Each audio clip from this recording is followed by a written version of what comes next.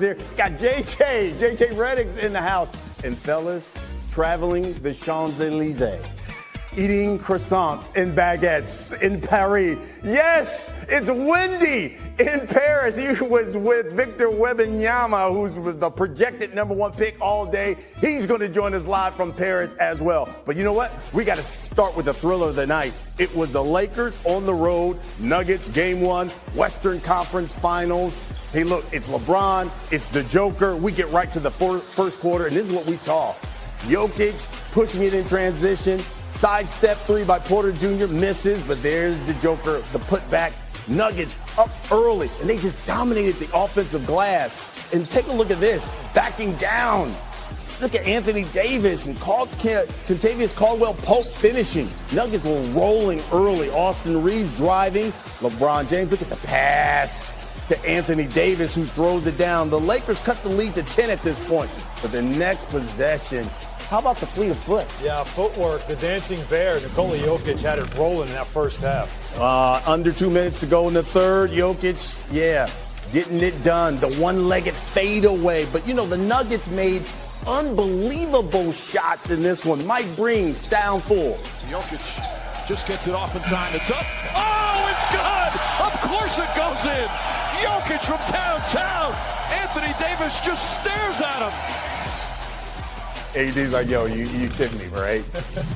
And there's more. How about Jamal Murray? His turn over LeBron for three. Count it. Yeah, thumbs up from LeBron. And Jamal said, no, that's two thumbs. 31 for Murray. He was 12 of 20 from distance. Here, how about this, though? Look at Davis, though, doing work. He had 40 points, 10 rebounds. Lakers cut the lead to 11, and they had this action going all day down to I am him, Austin Reeves for three. Yeah, and that's the thing. Don't leave him open. I think he's proven that before, right? So don't leave him open, and that's exactly the setup on these pick and rolls and these plays that they were doing. So look at the extra work here. The diving on the floor. Are we in the third level of the playoffs yet?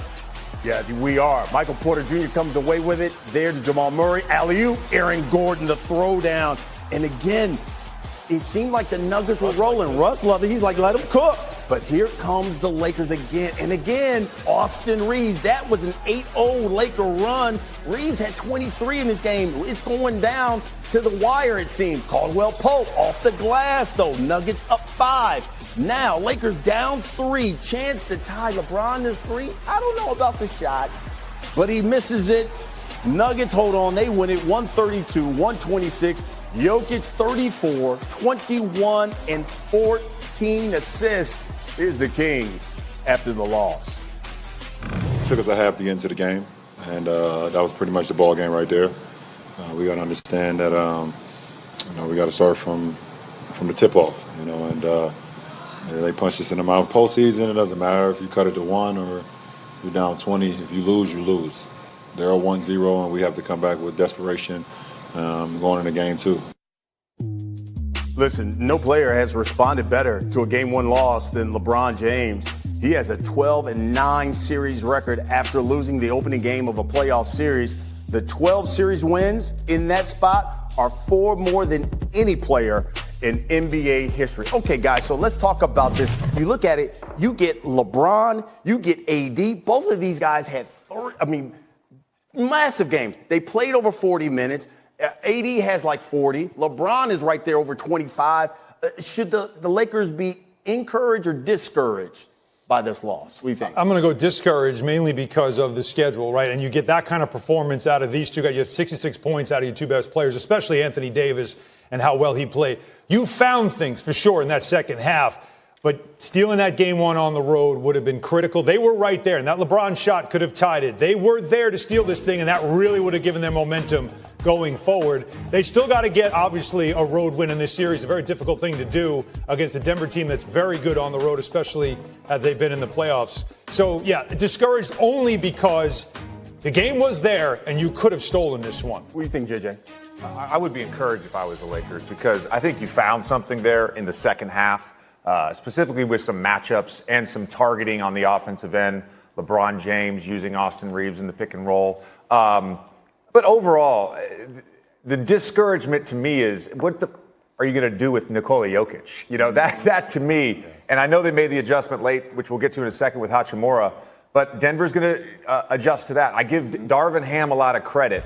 Throughout these playoffs, he has made crucial in-game adjustments that has given his team a chance to win basketball games. He did that again last night and put themselves in a position to tie the game with about a minute to go. Wendy, where are you following this? Encouraged or discouraged? I think the Lakers can be encouraged in the fact that they could make some strategy changes as they did. Look, the first two rounds they played, Memphis and Golden State, those teams are small compared to the Nuggets, and it hit them in the mouth. It stunned the Lakers how big the Nuggets were. One of the things that I took away from this wasn't just the speed of the game, because that's the way the Nuggets are going to play, especially at home. The Lakers could not get a rebound. They were destroyed on the boards, and that's the most basic level of basketball. If you can't get a rebound, you can't control possession. You can't win. And so the Lakers realized that the lineup that they put out there, they started Dennis Schroeder and Austin Reeves. They realized that lineup was too small. That's why they went to Rui Hachimura. And it may not just be Hachimura. There might be some more Jared Vanderbilt. But they're not going to be able to get away with playing the way that they did the last two rounds. That was crystal clear.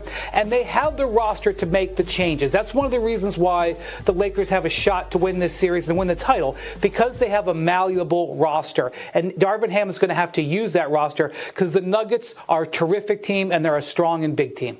Okay, so then let's talk about then adjustments. You talked about Darvin Ham, what he made, because this game was like at 18 at one point. I'm thinking, oh, this is going to be a blowout. But they did have that run in the second half. What adjustments did you see that the Lakers made that is encouraging going forward? Yeah, and Wendy brings up the size. And first of all, defensively, the adjustment they made was they put Hachimura onto Nikola Jokic. And that allowed Anthony Davis to be a roamer on the backside. We see here Nikola Jokic posting up Hachimura. He gets into his backup game. They've got Aaron Gordon over in the dunker spot.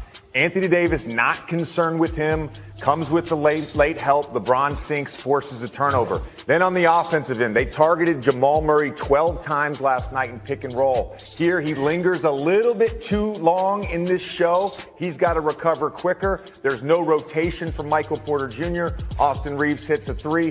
They had two of those plays down the stretch, which really kept them in the game. The thing about the size and the rebounding, you think about that first half last night, over and over again.